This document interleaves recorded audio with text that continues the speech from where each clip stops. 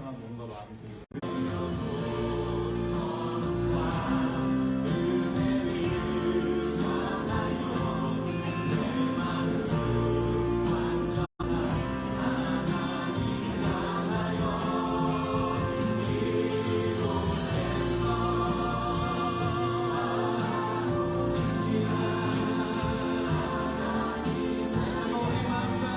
우리의 고백을 한번 고백하겠습니다. 내 영혼 거룩한 은혜를 향하여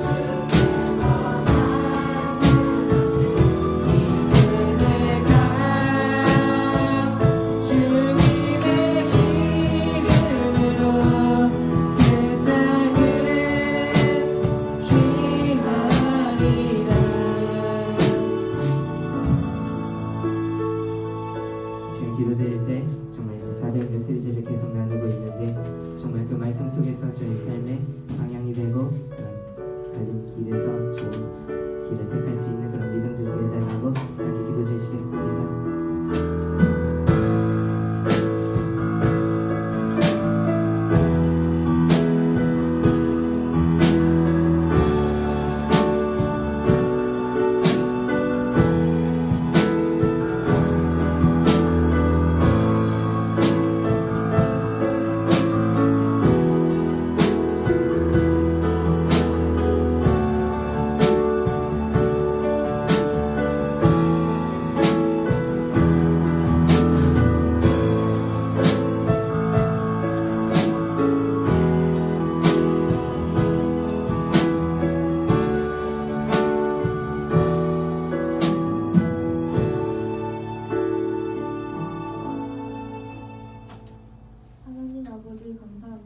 추석 명절을 잘 지내고 오고 가는 길 안전하게 지켜주신 감사합니다.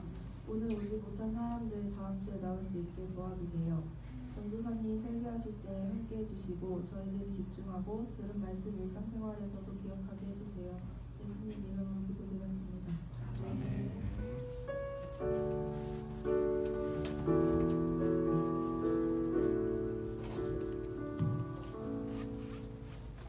준비하신 헌금 드리면서 찬송과 제정만 갑시다. 찬송 드리겠습니다.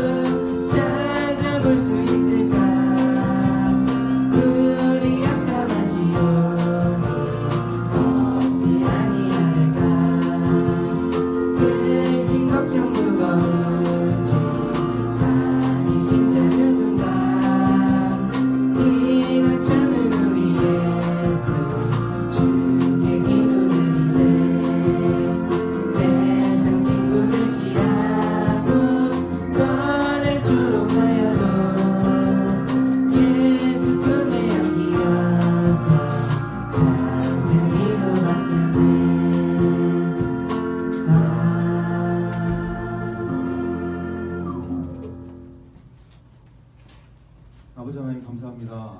오늘 주님 앞에 나와서 예배드릴 수 있도록 우리의 모든 환경과 여건을 허락하시니 감사합니다.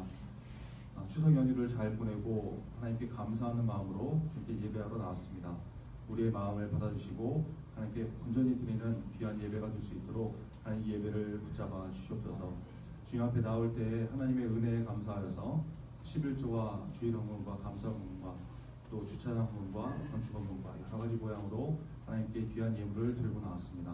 이 예물에 우리의 마음이 담겨있게 하시고 억지로 하거나 인색함으로 하지 않고 하나님께 감사하는 마음으로 넉넉하게 드릴 수 있는 우리 중고등부 다 될 수 있도록 붙잡아 주시옵소서. 이 물질이 쓰이는 곳에 하나님의 나라를 위해서 귀하게 사용되게 하시고 생명이 살아나는 역사가 이 물질을 통하여서 나타날 수 있도록 하나님 붙잡아 주시옵소서. 복의 복을 더하셔서 이 물질들이 손길 가운데 하나님께서 부어주시는 은혜를 이 땅에서도 잘 받게 하시고 남에게 베풀고 부어줄 수 있을 만큼 풍족한 삶을 살 수 있도록 하나님 축복하여 주옵소서. 주님 앞에 나와서 예배드릴 때 우리의 모든 것을 내어드리는 귀한 마음으로 나오게 하시고 마음과 정성을 다해 드리는 이 예배가 되게 하여 주옵소서. 예수 그리스도의 이름으로 기도합니다. 아멘.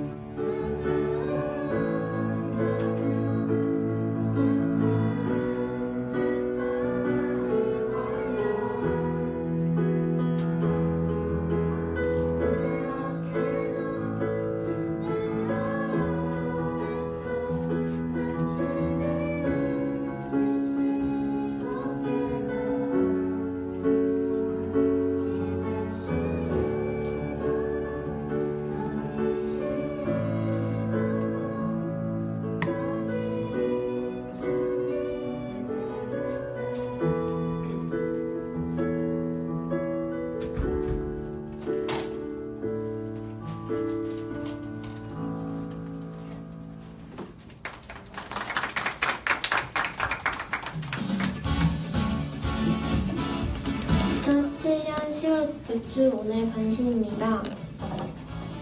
김기리에 방송되고 있는 SGY 오픈데이트 잘 듣고 계시죠? 이번 주 에피소드 20회를 맞이해 차기 DJ들을 인터뷰합니다. 많은 관심과 청취 바라며 청취 후 소감도 남겨보세요. 10월은 사랑의 동전모이라는 기간입니다. 작은 정성을 모아 이웃사랑을 실천하는 중고동부 되어주세요. 마일리지로 기부할 수 있으니 많은 참여 바랍니다. 우리 중고동부의 주요 소식을 전해드리는 한라인 잘 확인하시나요? 매일 아침 보내드리는 성경 말씀과 매일 밤 보내드리는 기도 제목도 잘 확인해주세요. 종종 중요한 공지사항도 보내드리니 주의 깊게 체크하시기 바랍니다. 오늘 오후부터 1박 2일로 선생님들이 워크숍을 가십니다. 2017년을 잘 마무리하고 2018년을 준비하는 모임이니 안전하고 유익한 시간이 되도록 기도해 주시기 바랍니다. 길고 긴 추석 연휴가 끝나갑니다. 다시 마음을 다잡고 한국과 신앙생활에 열심을 내는 중고동부 됩시다. SGY 뉴스 이다영입니다.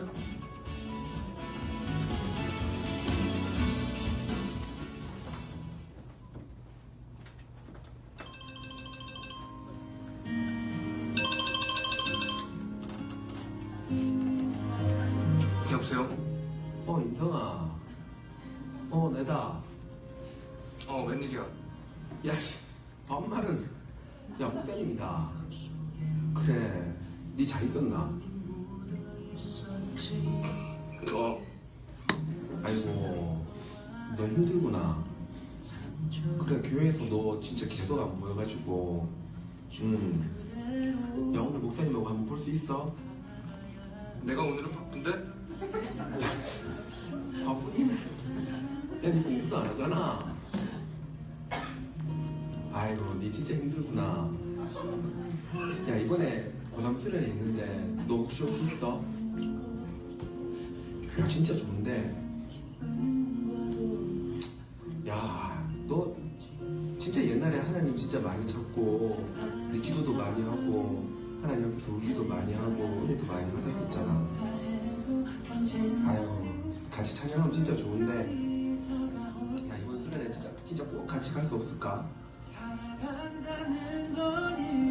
야, 니 또 밥 때문에 그러나? 야, 이번에 저녁에 고기도 준단다. 꼭 같이 가자. 그래, 잘 생각했다. 그래, 야, 회비는 꼭 10,000원이야. 꼭 가져와야 돼. 그래, 27일날 주일날 그때 꼭 보자. 그래.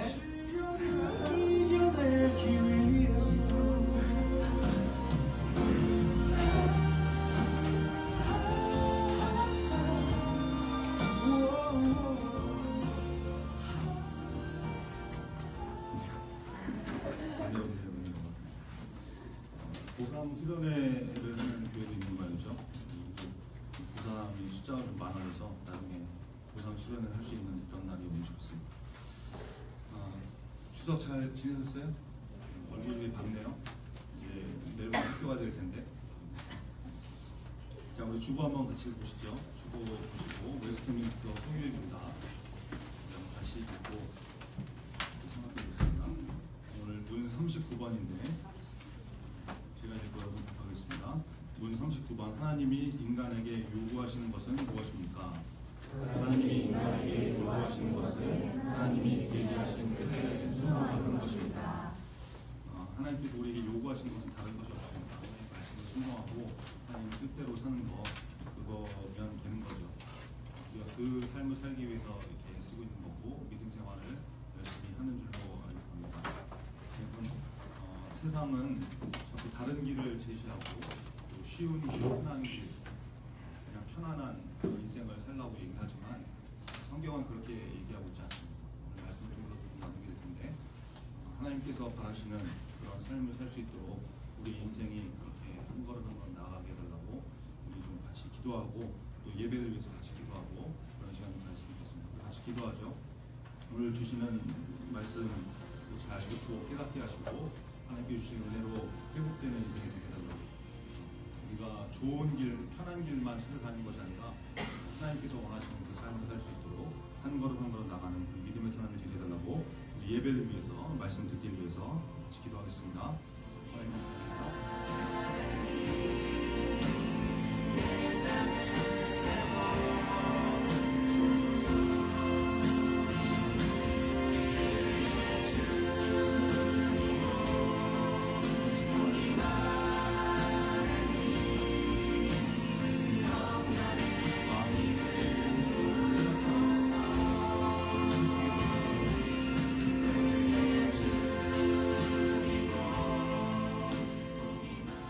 하나님 감사합니다. 오늘 주님 앞에 나와서 예배드릴 수 있도록 도와주시니 감사합니다. 긴 연휴를 지나고 주일날 하나님을 기억하여서 하나님께 먼저 예배드리고자 하는 마음으로 이 자리에 나왔습니다. 이 발걸음을 주님 축복하여 주시고 어디에 있든지 이 인생들이 하나님께서 함께 하시고 동행하시고 지키시는 인생이 되는 것을 늘 삶 가운데 체험할 수 있도록 역사하여 주옵소서. 학업을 하는 학생의 신분에 있습니다. 하나님 공부도 열심히 하게 하시고 또 학교 생활에 즐겁게 하시고 힘들고 어려운 일이 있을 때마다 주님을 붙잡고 무릎으로 나아가는 우리 중고등부 다 될 수 있도록 붙잡아 주시옵소서.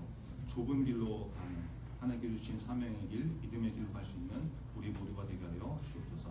예수 그리스도의 이름으로 기도합니다. 아멘. 네, 오늘 주시는 하나님 말씀은 사도행전 20장 17절부터 17절의 말씀입니다.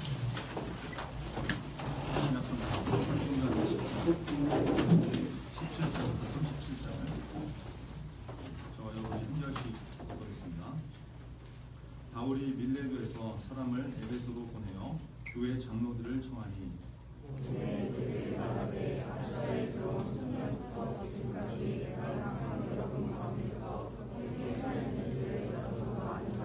곧 모든 겸손과 눈물이며 유대인의 관계로 말미암아 당한 시험을 참고 주를 섬긴 것과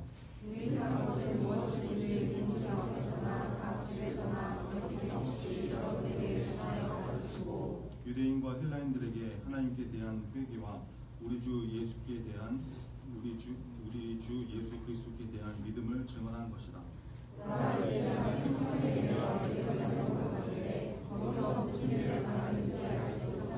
오직 성령이 각 성에서 내게 증언하여 결박과 환난이 나를 기다린다 하시나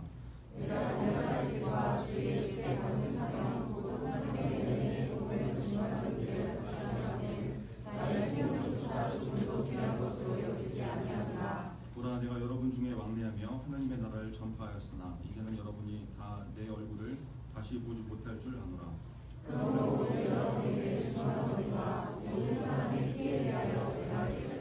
이는 내가 꺼리지 않고 하나님의 뜻을 다 여러분에게 전하였습니다.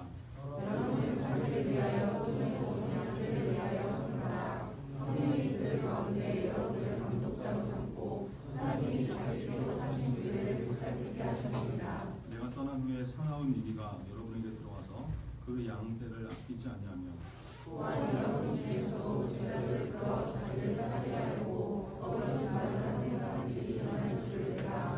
그러므로 여러분이 일깨어 내가 3년이나 밤낮 쉬지 않고 눈물로 각 사람을 훈계하던 것을 기억하라.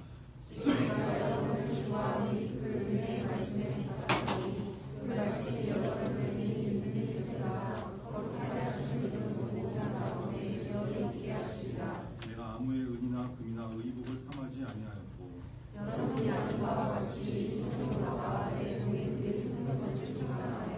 범사에 여러분에게 모본을 보여준 바와 같이 수고하여 약한 사람들을 돕고 또 주 예수께서 친히 말씀하신 바 주는 것이 받는 것보다 복이 있다 하심을 기억하여 할지니라.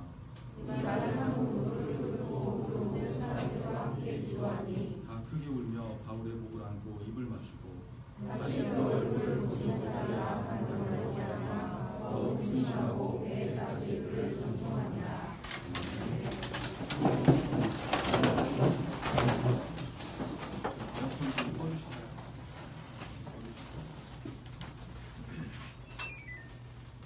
사도행전 20장 17절로 38절 말씀 가지고 주일 예배를 통해서 꽃길만 찾는 것은 크리스천이 아니다.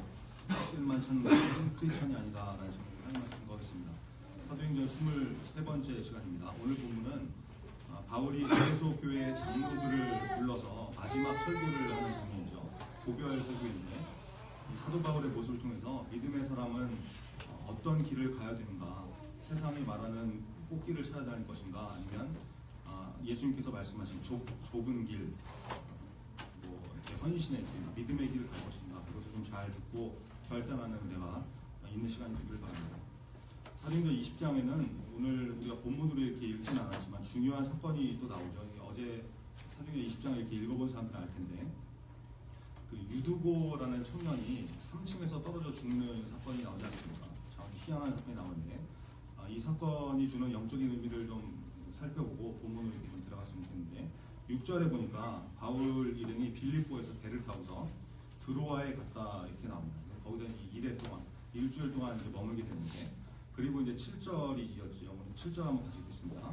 7절 시작. 그 주간의 첫날에 우리가 떡을 때려 하여 모였더니 바울이 이튿날 떠나고자 하여 그들에게 강론할 때 말을 밤중까지 듣더라. 자, 바울이 그 다음날 드로아에서 떠나야 되는 상황이 된 거죠. 그래서 이제 남은 시간 이제 마지막으로 말씀을 전하는 일이 벌어진 것입니다. 이제 언제 모였느냐? 7절에 나오는 것처럼 그 주간의 첫날에 모였다 그러죠. 옛날 성경 번역을 보니까 안식 후 첫날 이렇게 돼 있는데, 그럼 여러분 이게 무슨 요일을 말하는 겁니까? 한 주의 첫날, 안식 후 첫날, 이게 다 똑같은 날이죠. 일요일, 그죠? 주일이라는 것입니다. 유대인의 안식일은 여러분 언제예요? 우리가 잘 알듯이 토요일이 안식일이지 않습니까? 그래서 안식 후 첫날은 일요일, 주일이 되는 것이죠. 그리고 한 주의 첫날은 언제라고 했어요? 역시 주일로 시작해서 토요일로 끝난다 이렇게 말씀드렸지 않습니까? 근데 그날 뭐하러 모였다는 거예요? 떡을 때려 하여 모였다. 여러분 이 표현은 이 성찬을 의미하는 건데, 성만찬을 의미하는 건데, 우리가 이제 대예배 11시 대예배를 드리다 보면은 추수감사주일이나 부활절 때 이제 우리 교회는 한 주 앞에 이렇게 그 전에 하기도 하지만 성찬식을 하지 않습니까? 그때 이제 떡과 포도주를 나누는데, 여러분 초대교회에서는 거의 모든 예배 때마다 성찬을 했다는 기록이 있거든요. 요즘은 이제 시간 관계상 성찬을 이제 준비하시는 분들이 미리 카스테라나 빵 같은 걸 이렇게 다 잘라가지고 이렇게 빨리빨리 가져갈 수 있도록 그렇게 나눠주지만, 처음에 이제 성찬식을 할 때는 어떻게 되냐면 이제 한 덩어리의 빵, 한 덩어리 떡에서 직접 떼어서 이렇게 나눠 먹었거든요. 그래서 이제 신약 성경에서 떡을 떼었다 이러면은 그게 곧 성만찬을 의미하는 것이고, 그게 곧 예배 모임을 말한다 이렇게 이해하면 됩니다. 무슨 말인지 아시겠죠? 이 얘기를 왜 이렇게 자세하게 드리냐면, 초대교회에서 예배를 언제 드렸냐? 이게 유대인의 전통을 따라서 안식일날, 토요일날 드리지 않고 이제 공식적으로 주일날 모였다. 주일이 예수님께서 부활하신 날이고 성령이 강림한 날도 주일이기 때문에, 일요일이기 때문에 그 부활과 성령 강림을 기념하는 의미로 처음으로 이제 주일날 모이기 시작했다. 이게 이제 공식적으로 기록된 처음 성경에 나오는 말씀이기 때문에. 그러니까 이제 더 이상 이제 이런 질문은 안 해도 되는 거죠. 왜 십계명에는 안식일을 기억해서 거룩하게 지켜라 이렇게 돼 있는데, 그래서 제7일 안식일 교회 이런데 이단 같은 데 있지 않습니까? 거기는 지금도 토요일날 모여서 예배를 드리는데 왜 우리는 안식일을 지키지 않고 주일날 나와서 예배를 드립니까? 이 질문에 대한 답을 할 수 있어야 되는 거죠. 예수님의 부활을 기념하고 성령 강림이 있었던 날이 주일이기 때문에 그 날을 기념하는, 그래서 초대교회부터 쭉 주일날 예배를 드렸기 때문에 우리 그렇게 한다 이렇게 질문에 답을 할 수 있어야 된다는 거죠.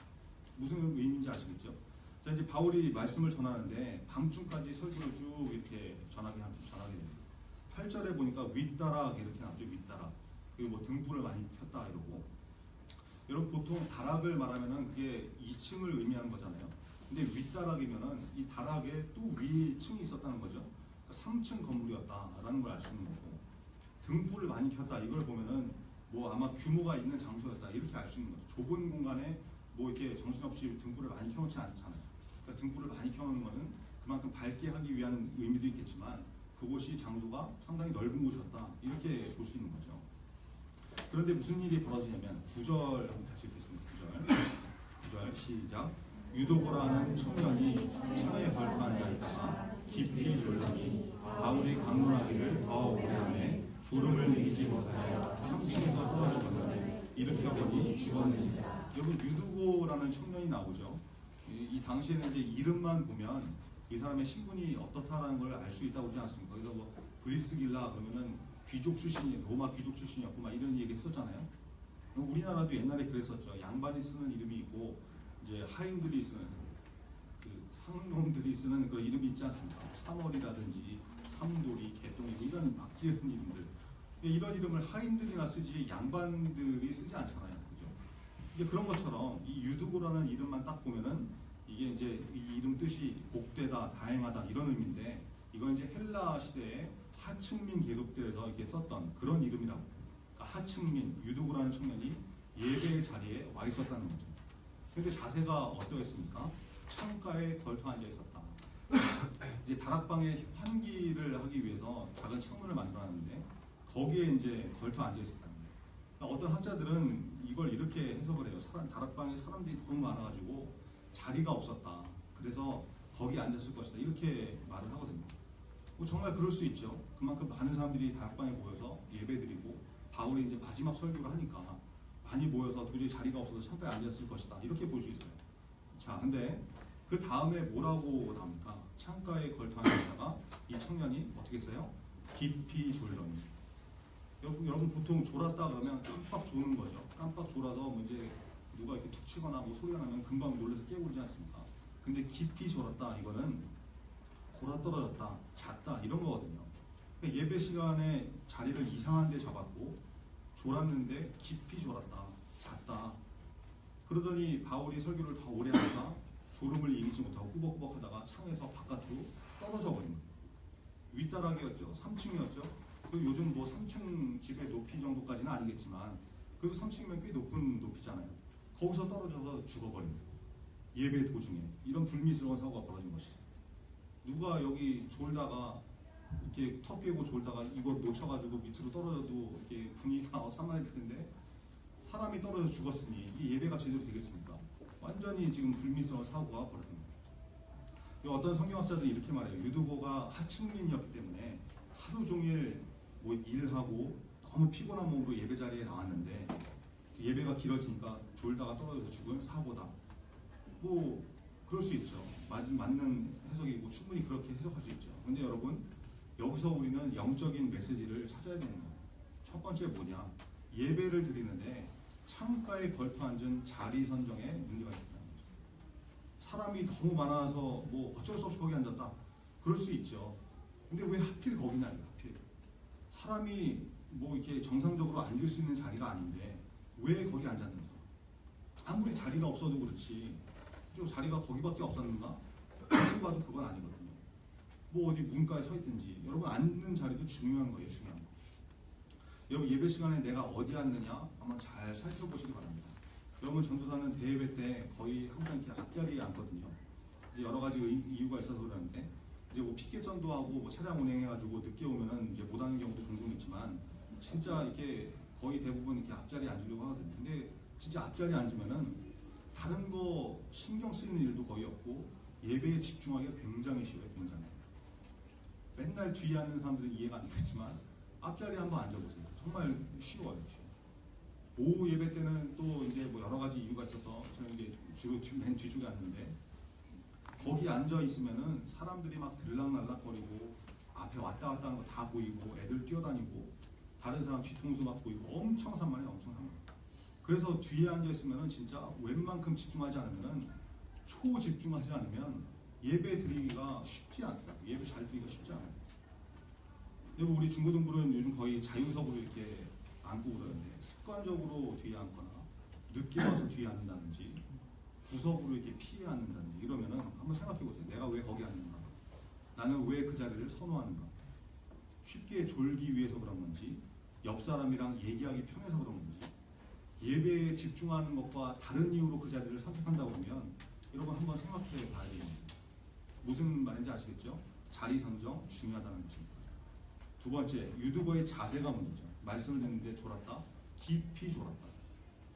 하루 종일 일해서 여러분 졸리고 피곤할 수 있어요. 그러면 뭐 세수를 한다든지 일어서서 있는다든지 어떻게 해서 듣겠다는 그런 자세가 있어야 되는데 물론 이제 또 서서 조는 그런 이제 신기해 갖고 기술을 구사하는 사람도 있지만 말씀을 듣기 위해서는 어떻게든지 발버둥 치고 애를 써야죠. 졸았는데 깊이 졸았다. 이거는 문제가 있는 자세다라는. 그러니까 떨어져 죽잖아요. 이게 뭐 예배 시간에 설교 시간에 졸면 죽는다 이런 협박의 말씀이 아니라 여러분 영적으로 말씀 듣는 자세가 중요하고 말씀 들을 때 졸면 영적으로 죽는다. 이런 메시지도 분명히 있는 거예요. 저와 여러분이 영적으로 흐트러진 자세로 예배를 드린다든지 영적으로 깊이 졸고 있는 인생은 아닌지 우리 자신 한번 잘 점검해 보시고 하나님 앞에 바른 자세와 깨어있는 영성으로 예배 드릴 수 있는 믿음의 사람 되기를 바랍니다. 자, 3층에서 떨어져 죽은 유두고를 바울이 내려가가지고 그 시체 위에 엎드려서 하나님의 능력으로 청년을 살려내죠. 이거를 또 이제 무슨 뭐 유두고가 죽었던 것이 아니고 기절해서 혼절했었는데 바울이 깨워낸 것이다. 뭐 이런 사람이 있는데 여러분 사도행전은 누가 기록을 했죠? 누가가 기록했죠. 그죠? 누가라는 사람이 기록했는데 누가의 직업이 뭐였습니까? 의사였잖아요. 의사. 그죠? 그럼 의사가 사람이 죽었는지 기절했는지 이거를 분간을 못하겠어요? 그런 게 아니에요. 분명히 의학적으로 죽은 거예요. 죽은 거. 그런데 바울이 하나님의 능력으로 다시 살려냈다. 말씀을 이렇게 그대로 믿어야지 다른 해석을 하면 안 된다는 것이죠. 그래서 하여튼 사람들이 다시 살아난 유두고를 보고서 위로를 받게 됩니다. 큰 위로를 받게 됩니다. 이게 유두고 사건입니다.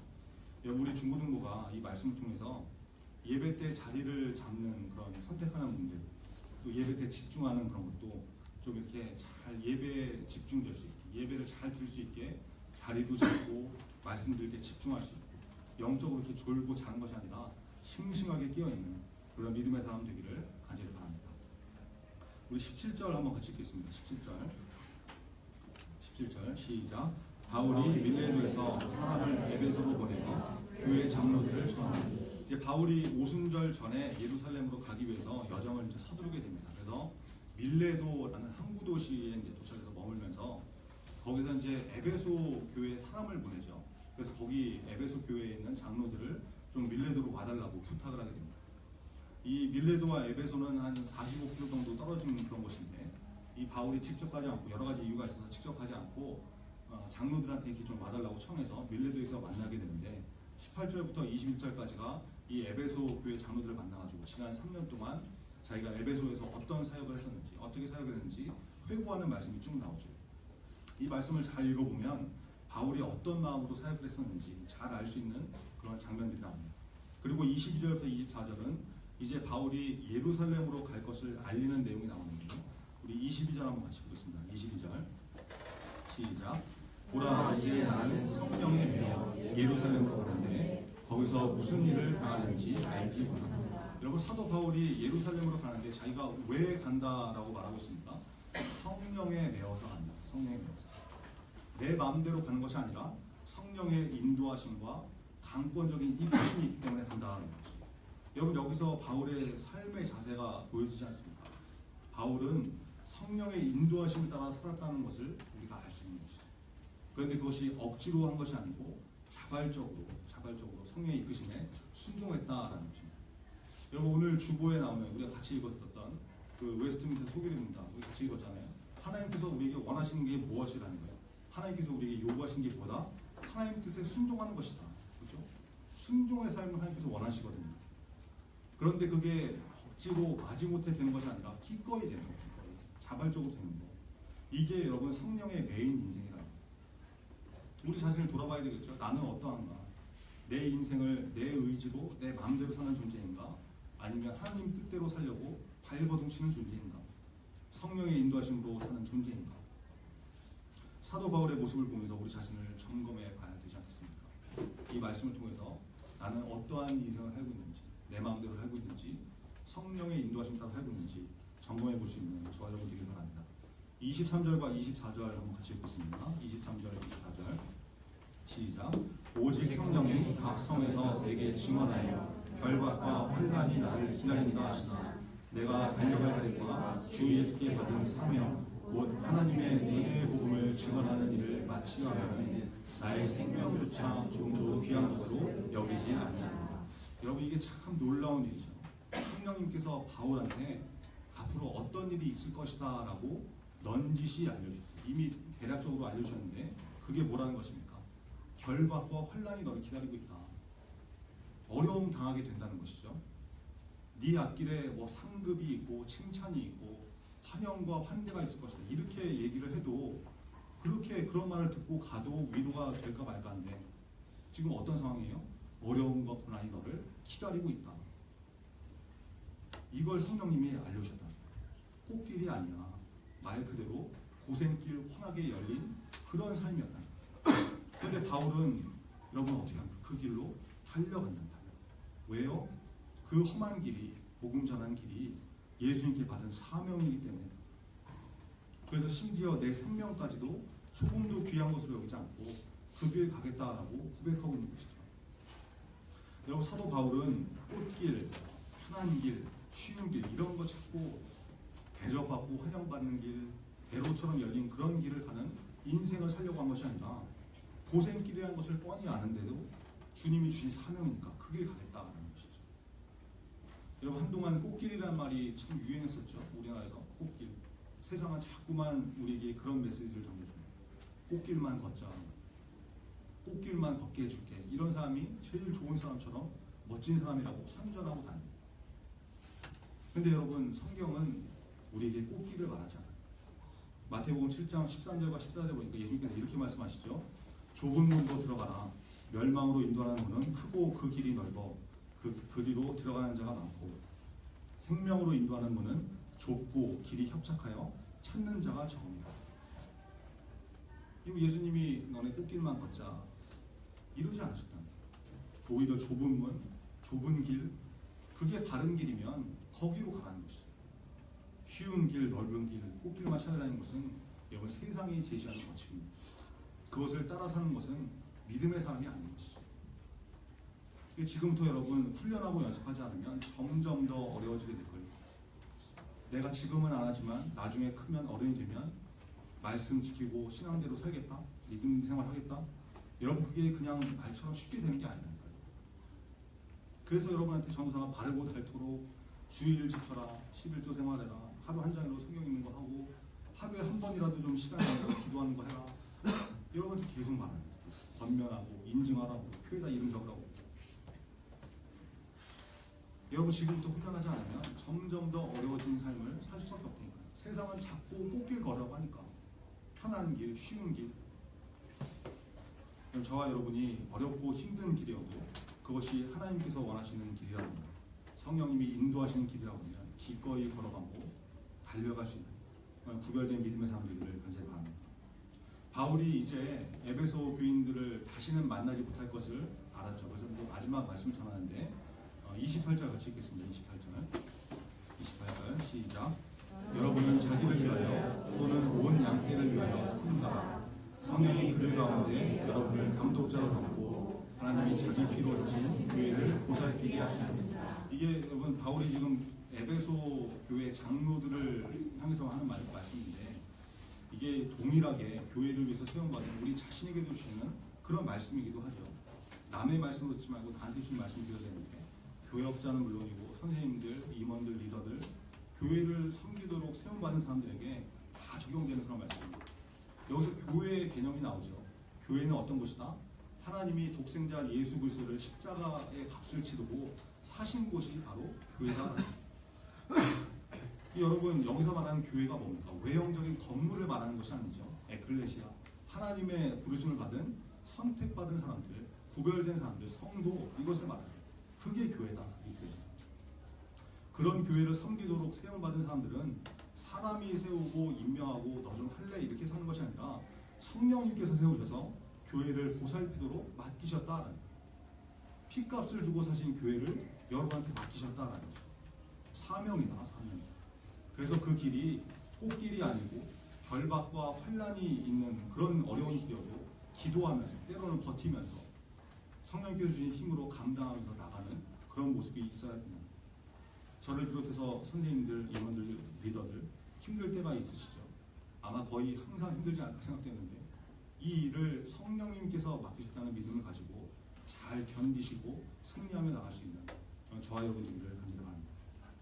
선생님들, 뭐 임원, 리더 아니더라도 여러분들 다 마찬가지죠. 교회를 섬기도록 부르심을 받은 사람들, 구별된 교회, 에클레시아 여러분 다 마찬가지입니다.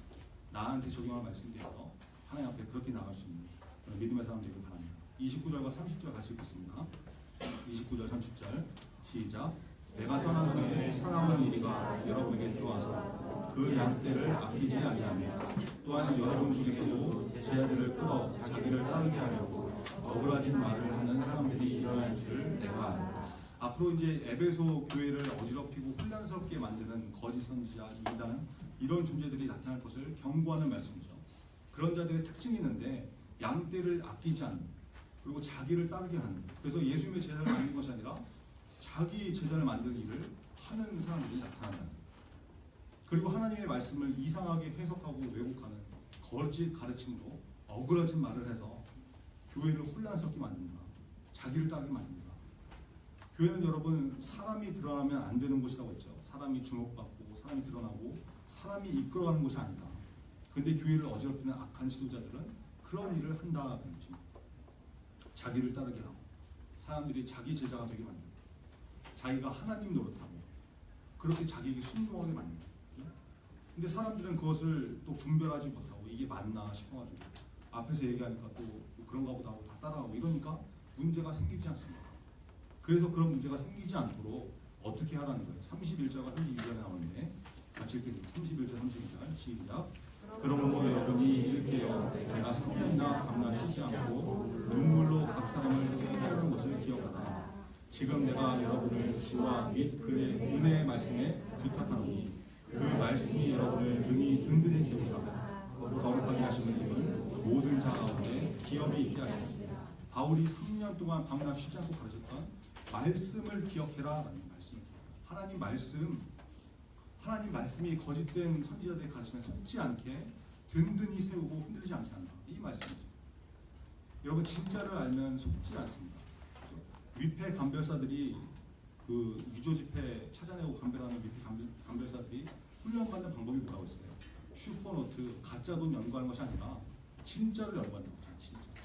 진짜 100달러가 무엇인지. 가짜는 수도 없이 많아서 그거 일일이 쫓아다니고 비교하고 이러면 헷갈리니까 진짜 돈만 제대로 알면 오리지널하고 다른 것은 다 위조 지폐니까 가짜니까 진짜를 연구한다고 그러지 않습니까? 여러분 하나님 말씀을 제대로 알면 이상하게 해석하고 왜곡하는 거짓 가르침이 나타나도 속지 않게 된다는 거예요. 진짜를 알면 흔들리지 않는 것이죠. 저와 여러분이 하나님 말씀을 가까이 하시고 진리의 말씀에 능통한 사람이 되어서 말씀을 가까이 하고 읽고 듣고 그래서 능통한 사람이 되어서 거짓 선지자들의 가르침을 속지 않고 온전하게 믿음 가운데 서 있을 수 있는 그런 말씀의 사람 다 되기를 간절히 바랍니다. 기도하겠습니다. 오늘 말씀을 통해서 유두고라는 청년의 사건을 살펴봤죠. 말씀을 듣는 자리, 선택할 때도 예배에 집중되는 자리, 좋은 자리, 선택해서 앉으라고 말씀드렸습니다. 말씀을 들을 때 자세가 어떠해야 된다? 졸지 말아라. 육적으로도 졸지 말고 영적으로는 더 졸지 말아라. 그렇게 되면 말씀을 듣지 않으면 죽을 수 있다. 영적으로 죽는다. 경고의 말씀이라고 있습니다. 여러분 말씀 듣는 자리가 하나님께 예배드리는 것에 집중되는 자리가 되게 우리가 선택이 달라지게 하시고 또 말씀 듣는 자세가 변화되게 달라고 기도했으면 좋겠습니다. 그리고 사도 바울이 에베소 교회 장로들을 만나서 고별 설교를 했죠. 성령님이 결박과 혼란을 기다린다고 했는데 고난을 미리 알려주셨는데 사명 감당하던 모습이 있었다는 꽃길만 걸으려고 하지 않았다는 그런 사도 바울의 모습. 우리가 세상이 제시하는 편한 길, 쉬운 길, 꽃길만 걸으려고 하는 미숙한 사람이 되지 않도록 세상의 가치를 하는 사람이 되지 않도록 성령의 lim, 성령의 이끄심을 순종하는 그 자세가 우리에게 있게 달라고 오늘 말씀을 드리고 우리 다 같이 기도하겠습니다. 아버지 하나님 감사합니다.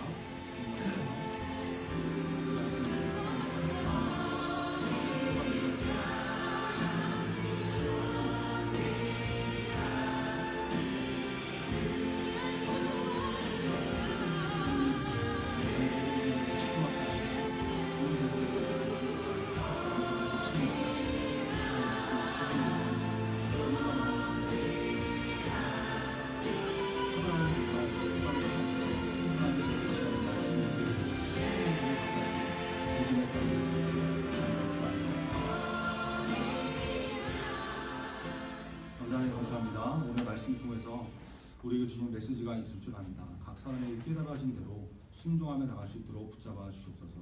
말씀 듣는 자리에 욕심을 내게 하시고 예배에 집중되는 자리, 말씀을 잘 들을 수 있는 자리를 선택하는 영적인 지혜를 허락하여 주시옵소서.